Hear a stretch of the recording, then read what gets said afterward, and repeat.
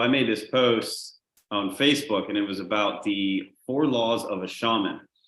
And so I'll read the 4 laws of it. And the way I looked at it was like it's very good way to live life, or especially relationships, or to view the world. The first law says, the person who comes into our life is the right person. In other words, no one comes into our lives by chance. All the people around us who interact with us are there for a reason, to make us learn and advance in each situation. Basically, from my beliefs, is that you have soul contracts with certain individual people. Like, that's why, to me, sometimes you'll meet someone and you'll be like, damn, I know this person. Never met them before, or they feel familiar, or they feel right for some reason. And sometimes that's just a temporary thing that you're going through something minor with this person. Sometimes it's a relationship. Sometimes it's just a friendship, a partnership, a business situation. And basically you have contracts with people, and you kind of just run your course with them, and you do your job on earth that you guys agreed to do before you were ever born. And that's why, like, when Rachel and I met, like, I didn't know what it was, but I was like, she's different. And like, we realized that it was like something business related that we were supposed to do. We had no idea what it was. Like, a podcast was not on our radar at all. Like, and it was just like, we kind of sort of stayed connected. We connected on Facebook, and we'd talk about it every once in a while. And then like the moon circles would come up. So like, I think that's a big part of her and I's contract, is something business related. And we're learning to go with that flow right now. Can I say, I feel like it's best put as life purpose related. Life purpose, I like that. Because that's what I always equated it with you, is like, oh, this is a purpose partner. This is somebody who I'm supposed to work with on purpose. And some sort of mission that we have. Yeah, together. that's a good way of putting it, like a mission partner. To bring forth both of our visions to help heal and help the collective to our knowledge and stuff like that, and to connect with people. And I feel like realizing we're heavily human as well. Yes. Like, as a big thing that I've really vibed with you about in the time that I've known you this past year, is that like, you have a depth of awareness and knowledge that, I don't want to put people in like certain categories, but I feel like you kind of are a deeper reflector than most of your own actions and life in general. And so that essence about you makes you someone who's trying to consciously evolve yourself, and then in the purpose of that, sharing that particular light with everyone else. That's why I resonate with you, because you're able to reflect on your humanness, and that's a heavy part of. And that's what I spend a lot of time on, is basically when I go through something, even like I've gotten to the point where like every day I reflect on what I did that day. What did I do right? What did I do wrong? Okay, so I was at work and I had this situation happen. Well, what could have I done better the next time it comes up to have a better outcome? The same thing with the relationship. Like, you get out of a relationship, and there is no, like, it's never one person, it's never one side that's fully right, fully wrong. You did something to cause that relationship to fail, whether it be like lack of communication, or just not being present, being avoidant, all sorts of other reasons. It's like, you can't put the blame on someone else. And as soon as you put the blame on anybody else or anything else for anything that you do that happened in your life, you will create it again in another version of another person, another place, or another thing. And like, you can be like, oh, well, this relationship fell apart because my partner wasn't communicating with me. Well, what did you do that didn't allow them to communicate or be open with you? It's simple questions like that I ask myself.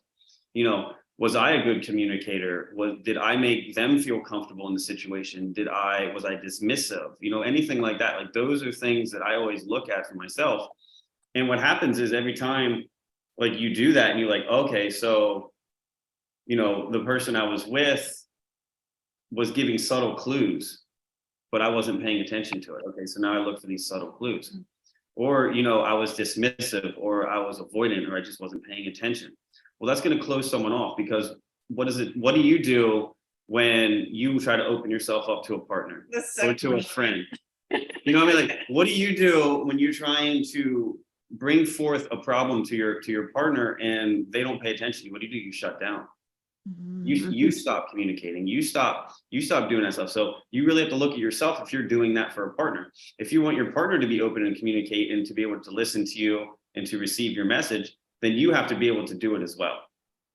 Is like one of the biggest things that I like to teach people as well when it comes to that, because it's something that I have learned, because I was not a good communicator. Like I wasn't that good at it. Like I thought I was, everyone thinks they are. And then you start to realize that other people have whole entire worlds going on in their life that's entirely different to yours, and they're not understanding what you're trying to say, even though you think they are. But like, that's just the deep, like self-reflective stuff that I do. And like every relationship or friendship or anything that ends, which will lead into another law for the shamanism, is like, there's something to learn from it. There's something to gain, there's something to get better. And what happens is every time you go through something and you learn, basically you learn the lesson. Okay, like if someone, like if you feel disempowered with a partner, if you feel they took your power away from them, you allowed them to take your power away from you. You like closed off, or you shut down, or like, you allowed them to make you feel a certain way based on your own boundaries. So once you get out of that relationship and you start to see that, like, oh, I allowed my partner to do this to me, instead of blaming them for essentially like yelling at you or whatever it is. Well, I allowed them to get to the point to treat me that way. You train people how to treat you, is how it works. Like if you have a partner who's condescending to you or talks down on you, well, if you allow them to keep talking to you in that manner, they're going to keep doing it. And it's going to get progressively worse and worse and worse and worse. So you are allowing it to happen. Not to say that it takes any responsibility away from them. Your partner should be able to see that in themselves, but a lot of partners can't. Just like you can't see everything about yourself. So by not basically standing up for yourself and having those boundaries of respect for yourself, you're allowing your partner to treat you a certain way. And a good way to do it is just to have a nice, healthy, heart-to-heart conversation with your partner. And if they're capable of having that, and they're capable of problem solving with you, then they're a good partner. They're a good person for you. And you got to understand, like, if you're with someone who's not able to do that, then you need to start you really need to start looking at it and have some hard decisions to make, because you need to start having, like, if you don't have respect for yourself, you're going to allow your partner to treat you that way continuously.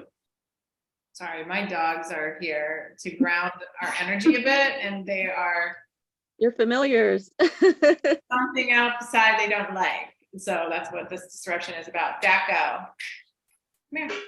They're not too happy. I know. I'm gonna probably shut those. Well, we're going to go on to the second law. Says what happens is the only thing that could have happened. Nothing but nothing, absolutely nothing that happens to us in our lives could have been different otherwise. That's really crazy to think about. I love it.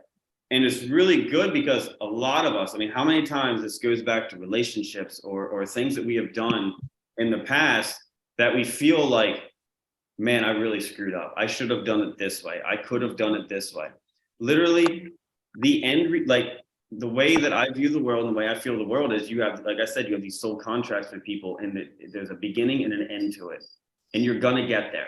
It's just, how do you experience it until you reach the end? The end is inevitable with every person that you meet. What does the end look like? It depends on the end of your soul contract, whenever you learn your lessons. How can Whatever you tell lesson that? you learn. How can you tell when the lesson is learned? That's when you don't create it again with someone else, or when you learn to stand up for yourself to that person. For whatever problem you're allowing them to keep treating you that way, by not respecting you, by not, by shouting down at you, or whatever it is, or, just treating you poorly. The lesson in your life is to learn how to stand up for yourself and to respect yourself and to love yourself. And the more you love yourself, the more respect you have for yourself, you'll learn those lessons. And then the next person, you can extend that to the others. to the other To the other involved. yeah, to the other person involved, and then you can show them, and if it's a real loving connection and it's not a karmic connection, you got to understand there's karmic connections where those people, they're just not going to listen to you. It doesn't matter how evolved you are, it doesn't matter how much you learn. You can preach this to death to them and they're not going to learn. They're in your life to teach you to walk away. But people who can be there and can evolve and to learn and grow with you, that's not a karmic connection.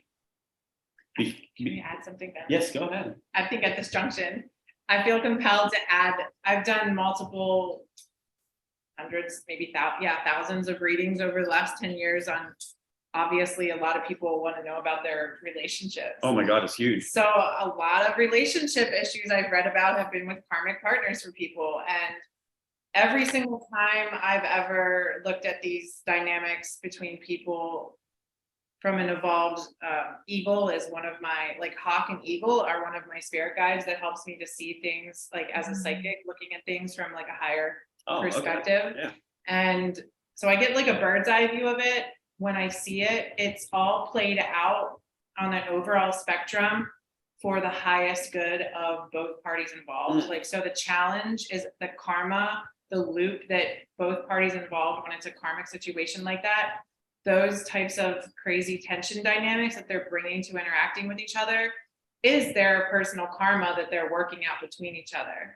So it is actually a service-oriented interaction between the two parties in the overall grand scheme of things, because No, that makes sense. karmic relationships are some of the most intense karmic relationships, whether it's romance, family, what a friend, any of it is often the most intensely felt, because there is a saying that Buddha says, I think, that says that when you meet the one, you feel at peace. But when you meet karma, it makes you nervous and tense. And a lot of times we will experience karmic partners in a form of like a compulsive pull to someone. And it's kind of we're aware that that doesn't feel empowering to us, because that compulsiveness towards one person makes us feel like powerless. Like, why can't I pull my energy back from this person? Why can't I own myself here? I feel like we have our dogs around. Sorry guys, they want to make an appearance. This is what they're here for, essentially to ground our energy. But it's so what I'm getting to is that the love between karmic partners is actually just as intense as the highs that are felt. Like the elevated feeling of the intensity, the love matches that. The true 5D essence of love between karmic partners is intensely great, because like that's unconditional love. So the love that's felt on a super level beyond what the 5D or 3D tension and combat and anxiety about each other, that's that karmic compulsiveness that is kind of like being worked out and ground out of each other's energy together. That's such a service to each other in the end, because it might feel like 3 to 5 years of hell. That's just a theoretical time frame. I mean, it could be 3 to 5 days, 3 to 5 months, whatever the time period is. 18 years. When that energy is felt, it's super crucial to each individual's overall growth, because soul growth, and then it's up to each person's free will choice of how to address each moment of interacting with each other in their own personal highest way possible. So that equates to, even if you can't feel the love, intend for the love. Even if you can't like ground that feeling of forgiveness, pray for the forgiveness. And that can it doesn't have to be like a religious prayer. It can be just an intention of neutralization. You don't have to have the ways like figured out and like the how to actually move on. You just have to intend to move on from this tension for everyone's highest good, and peace and inspiration are the highest indicators of alignment. So if you feel anything with somebody that's not peaceful and not inspiring, that's where you're kind of like missing the mark of love, right? So just intending for those inspiration, for those essences to be regardless of, you don't know how at that time because you guys feel like you're at each other's throats, right? For whatever purpose. Intend for the love, and that love will come through. But basically, I'm trying to just bring awareness to that. Karmic partners are often some of the ones to be the most grateful for in the end, because they teach us the toughest lessons, and then we end up often attracting a soulmate that is a bit more peaceful, because then it's time to integrate those tense karmic patterns that we just kind of learned a lot from together with the person, and then that's the integration, and that one was like support and love, feeling the fluffy love feelings. And that one was what I was saying is like at the end of the cycle, the end of your karmic cycle with stuff like that, you have to go through that process of integration of the lessons that you learned. Basically, you and I were saying the same thing. Right. It's like when a relationship ends, what happens? A lot of times what happens? You get like shot off into the stratosphere of taking action and learning lessons and getting better, because you ended all of those karmic cycles with that person, and now you're trying to learn and grow from them. And when you embody them, you will actually attract somebody else into your life who is way better than that. You know, it's natural vibration and frequency and all that stuff, but it's also at the same time, you now learned things that you learned your body and the way that certain people make you feel. So if you leave a karmic partner, whatever it is that you really didn't like about them, if you learn the lesson that you don't want this in your life again, the next person who comes into your life that acts like that, what happens? You're not going to be sexually or emotionally attracted to this person, because that's what they call the red flags. You see these red flags and you're like, no, I've seen this before. I've seen this pattern of behavior before. Now, the important thing is like that leads into like building walls, and like, so you can't. The hardest part is after a relationship ends is to not build the wall even higher or fortify it even more. Oh, your face. The lightning and thunderstorm is going on right now. So it's like, it's not closing yourself off even more. And once you're able to really integrate that, you're actually able to open yourself up more to love, because you have better boundaries and better love for yourself. So you can now see, basically your vision is clearer, and you can see another partner come into your life and be like, okay, well, they kind of have this, but you can connect with them on a deeper level. You can see it, like you see them, because you're not as negative in your mind. Your focus isn't on the negative of the person. Your focus is now more on the positive of the person once you've integrated it into your life, because you're now, instead of beating yourself up over what happened in the relationship, you're looking at what did I learn from this? What did I grow from this? How did I get better from this? And when you do that, your focus is now on yourself in that manner. You're looking at the good stuff of yourself. So your next partner comes in, you'll be looking at the good stuff of them instead of focusing on the negative. Like a lot of times, if we're sitting there like beating up our partner, or like seeing somebody else coming into your life and be like, well, they have this, and this, and like you're picking them apart, that's an indication that you pick yourself apart, and that you're negative, and that you are in the lower vibrational frequency and you're not in love. So like in the love frequency, not like in love with the person, but so you're not feeling love for yourself. Like probably like a year and a half, I've really been working on self-love and just actually like treating myself like a partner in a sense, basically treating my inner child. See, what happens is in a lot of relationships, we have our inner child and we want our partner to treat us exactly how our inner child wants to be treated. Well, that's damn near impossible.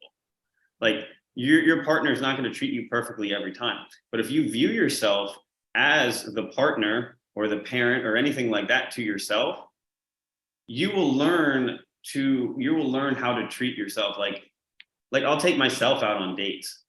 Like, I don't even care. I'll go out to dinner by myself. If I want a certain thing in life, I'll go get it instead of expecting somebody else to get it for me, or expecting, like when I'm with someone, expecting them to treat me a certain way. I treat myself the way that I want to be treated, and then I heal myself, and then anything anybody else adds to my life is a benefit. So basically, instead of if your level of self-love is here, but you want to be up here and you want somebody to treat you like this, well, when they treat you like crap, all they're doing is they're trying to pull you up, but then when they don't treat you right, you fall right back to here, to your normal frequency of love. But when your self-love is up here, nobody can take that away from you. Like when you really love yourself and you really care for yourself, like people who are alone, who like being alone, when you're in a relationship and the other person leaves, they're not as devastated as somebody who hates themselves or has no love for themselves. Because when you don't have any love for yourself and you finally feel love from a partner, once they leave, you feel even worse than when you started. So like the most important thing I did was learning to love myself and to take care of myself and to treat myself the way I want a partner to treat me. Because then, no matter what, anybody that's in your life, if you really love and appreciate yourself and care for yourself, anybody who's in your life, they just add to it. They can't take it. They can't take it away from you. And like that's what that is not the reason that I really started learning about inner child healing and self-love. I got tired of feeling like crap. Mhm. And I got tired of like expecting things from certain people. But it branched off into this feeling that like I can go home and I can be alone and I'm perfectly content now. I enjoy my own company now. So anytime that I'm with someone, it literally is just a benefit. It adds on to how I normally feel. And if they detract from how I feel, I detract them from my life. It's really that simple. Mhm. Because you have respect and love for yourself now. Wow, this is amazing. It's like you guys are talking right to me. Good. I've been seeing this guy for a while, and actually the weird thing is, Rachel, you're the only common friend he has with me. And he says he doesn't know how he met you. Who is it? Or no, you don't. I'm sorry. You don't have to. No, it's okay. Hold on. Later. Later. But anyway, like he doesn't care, whatever. But anyway, it's just funny that like so he treats me very, very well. And you remember, Rachel, I was in a very bad situation for years. Whenever I was with Travis, we were together 18 years and it was just a lot of, negative, toxic relationships going on there. You've been there. Yeah. So and we would just like, and he had addiction issues and I also had issues with addiction. So we were just feeding off of each other. And the toxicity had became so horrible and just, to the point that I just couldn't take it anymore. And I did walk out. And it was the best thing I could have ever done because I never would have gotten sober. I never would have done the things I needed to do to get well for my sons and for me. But anyway, I'm like seeing this guy for maybe like 8 months and he's very, very, he's the exact opposite of what I'm used to. But the weird part is I'm like almost like not, I'm trying to push it away because because I was so used to all of that upheaval in my life that now that I have someone that actually does love me and treats me well, it feels unfamiliar. So that's something I'm trying to come around. Like I'm trying to figure out how to what's the word for it? Acclimate myself to this feeling of being loved and knowing I'm worthy of love, which I do now, but it does take a lot of reprogramming. If you're in a relationship that is toxic, it's like leaving. It almost felt like leaving a battle or a war. Mm-hmm. And no one's won. So well and no one's won. We're just like, we just, you just leave all bloody and no one's really winning. But it, it needed to be happen because I see what you're saying with the karmic. He was definitely a karmic relationship for me. It was a very long one because I let him talk down to me. I let him do those things for many, many years until I said I had enough. And then I felt amazing in a lot of ways, but also sad, obviously. But it's just, that's exactly what, when you were describing the karmic relationship, that was what I was thinking about with my ex-husband. It's like, that was exactly what it was. And I almost feel like because my ex was an atheist, he didn't believe in any of this. I feel sad for him because how confusing would that be? Like Everything just seems someone that everything doesn't just have seems any random. belief, Yeah. you know? So Yep. it's almost makes me sad for him because it's like, no, at least I know what's going on. I really believe what everything you're saying. This is what we're here for. We're here to evolve. We're here to learn from each other. And even like Rachel, you feel like a sister to me. I know I've met you before in other lives. So, Likewise. and you've been maybe related to me in some way or something. But I think. yeah, What else is you won't get rid of me. So good? I'm just kidding.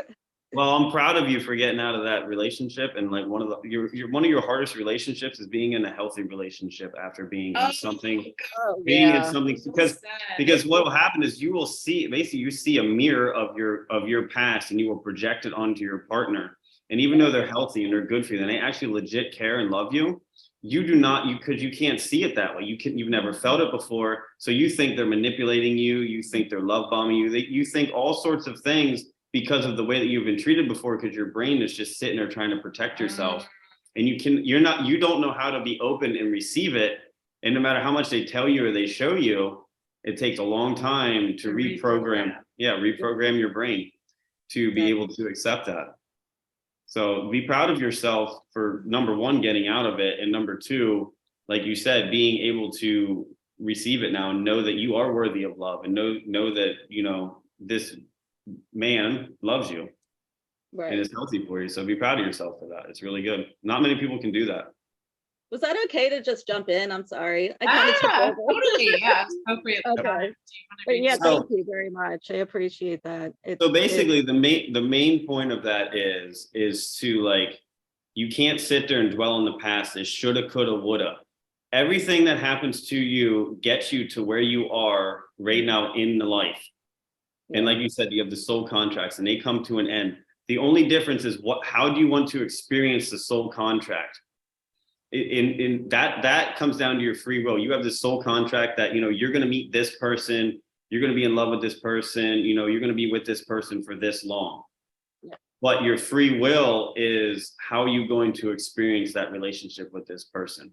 You're going to learn your lessons, and the relationship doesn't end until you basically learn your lessons, or you start to learn your lessons. Anyways, so the third law is anytime it starts is the right time. Everything starts at the right time, neither before nor after. When we are ready for something new to start in our lives, that is when it will begin. Feels right. That's Yeah, what we've been experiencing. that's what we just did tonight. Like, this was not, I mean, it was planned, but there was a couple times when we wanted to start this and we didn't start it because it didn't feel right. Right. We tried to launch it at least in January. That didn't work. I think we even tried to launch it sometime in the fall, but that was not ready No, yet wait, either. really. So we were literally just like one step at a time, like, doesn't feel right yet. No. So a lot of things, and it takes a while to really be in tune with your body enough. Like I can't say that I'm perfect. I'm not perfect at it, but like I've started to be in tune with my body, that I know if I feel rushed, if I feel anxious, if I am fearful, then it's too early. That means it's my ego is trying to push whatever I'm trying to do, or I'm trying to rush it. And it's my past traumas, it's my past wounds that are coming up, like, and I'm in a state of lack.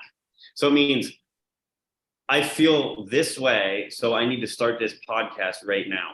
Or I feel this way, so I need to rush this relationship to make them feel like they love me, or like I gotta like really train them, but like talk to them a certain way. Basically, instead of allowing a relationship to progress slowly, you rush it. Holy crap, it's pouring outside. It's like thundering you rush the relationship to get to a certain point, because you want that certain point so badly that you rush to get there, and you are not energetically creating the environment through positive energy, and you're creating it through your lack and through your wounds and through your traumas.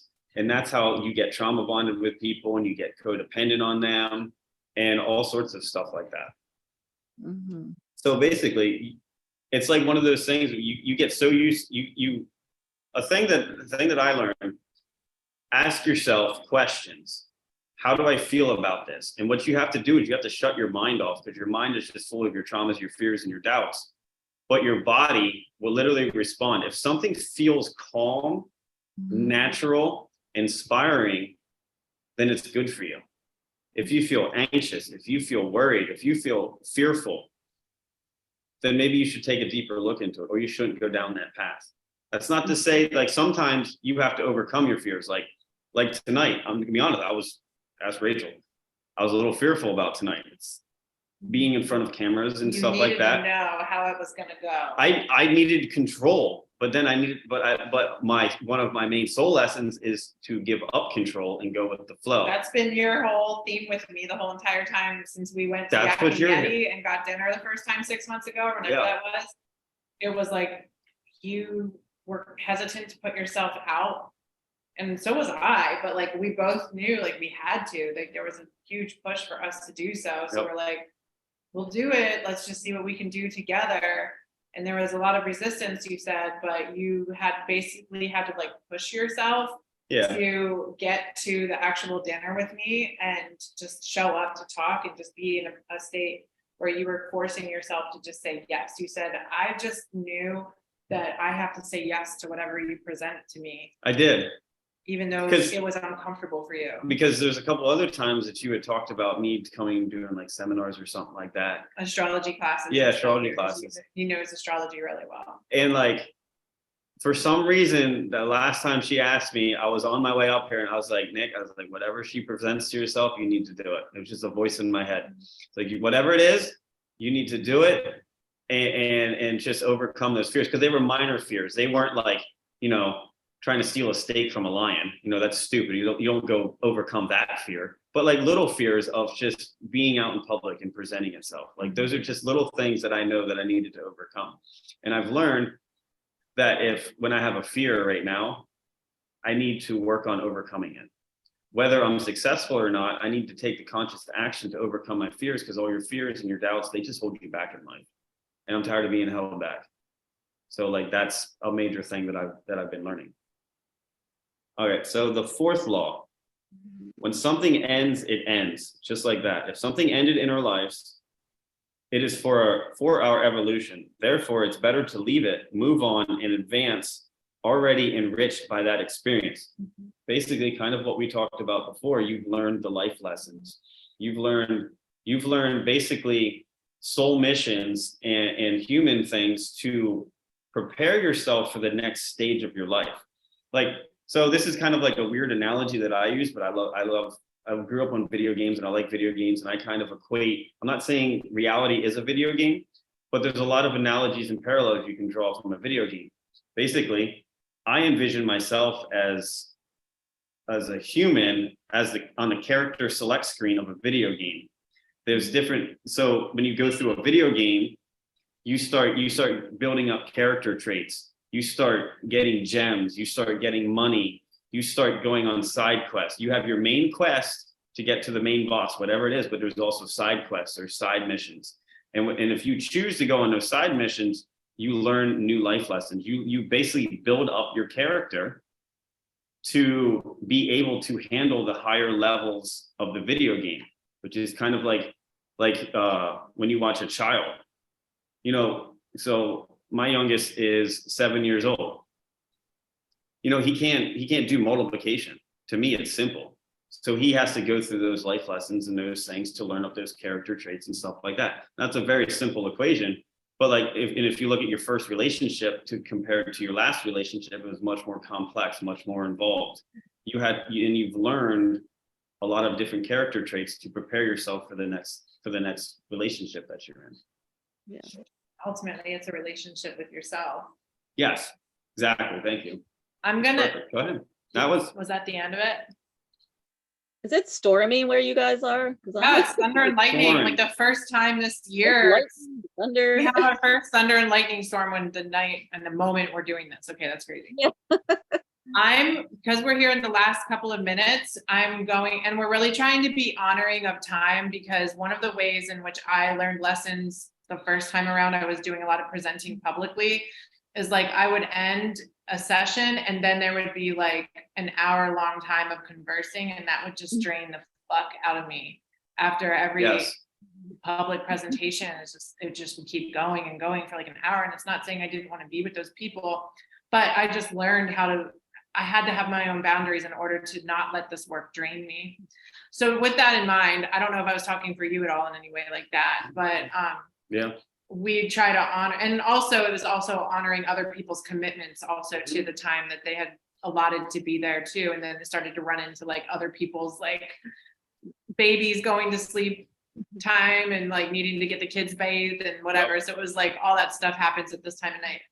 But so just to be honoring of everybody's time, we're gonna just leave what we've talked about, be what we've talked about for this hour. Hopefully it was helpful for you guys. And I think everybody on this call knows, obviously, that I'm a psychic medium and I love to work in divination. So that's one thing I'm going to include, my little flair of that in this session. So hopefully these messages are relevant for you guys in some way. I feel like knowing some of you on here, it might be relevant. I don't know what Nathan's story is, but maybe it will be relevant for him. But as the last 5 minutes he was talking, I was just shuffling my little mermaid deck that is from, I don't know who makes this one. I think it's Louise L. Hay. Looks like that. It's like Oracle of the Mermaids. Mm. And these were the cards that came out. I just shuffled till I felt like I wasn't supposed to shuffle anymore. And these were the ones that flew out of the deck. Was ready, set, go.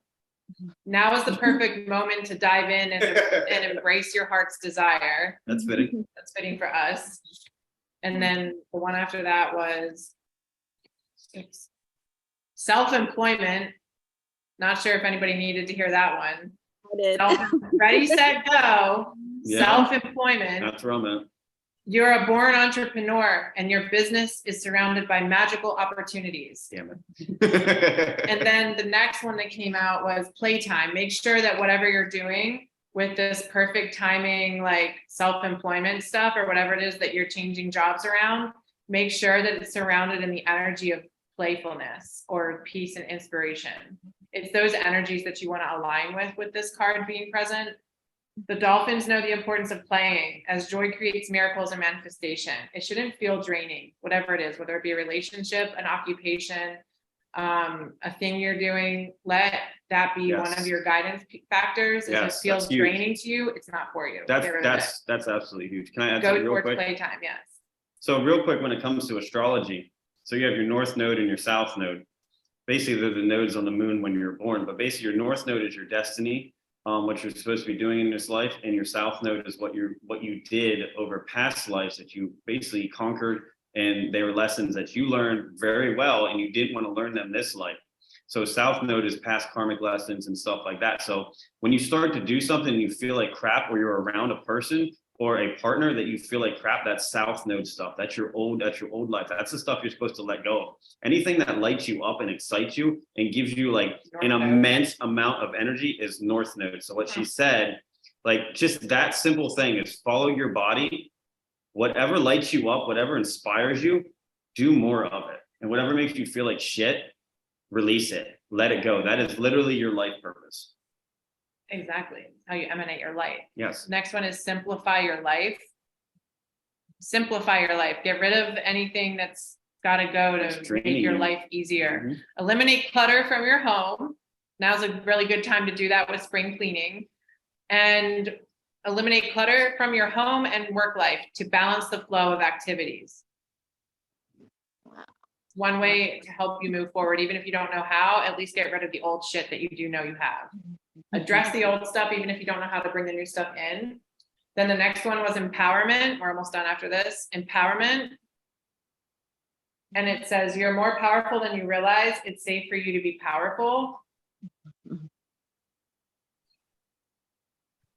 The worst that could happen is that you learn a lot. Mm-hmm. The best that could happen is that you go viral. And I don't mean that necessarily on public, just digital, any idea that you set forth that is an Yes. inspired piece, like, and for example, like I know Shell has a Reiki business. Mhm. Whatever you do to apply yourself towards that, the worst that could happen is that you apply and nobody answers, but at least you put yourself out there and energetically started something. But the best that could happen is that you fill your book up, you know what I mean? But it's coming from a space of passion. Yeah. And then the last one was A New Dawn. The worst is now behind you, and a positive new experience is on the horizon. So hopefully these were helpful messages for you guys. Thank We you so made it. much. It's amazing. We I'm made excited. it. To- And now is the right time, apparently, for whoever needed to hear this. I I did. feel like that was us. I know I did. Now. All of us. I know, because I didn't tell, like, I started last week and I started formulating a plan to basically offer my services. I didn't know this. Yeah, you didn't know. Yeah, I just started doing that last. As soon as you pulled those first two, I'm just like, Are you doing, you mean services for astrology? astrology, self-help, self-love, Dude. relationships, stuff like that. I haven't like completely figured it out what I'm going to do, like, astrology readings. Now I'm not like, for me, it's kind of more like a basic thing, and like North Node, I'm starting to learn a lot more about that, but that's really what I'm getting drawn into doing more of. Mhm. That's cool. I really want to learn a lot more on that.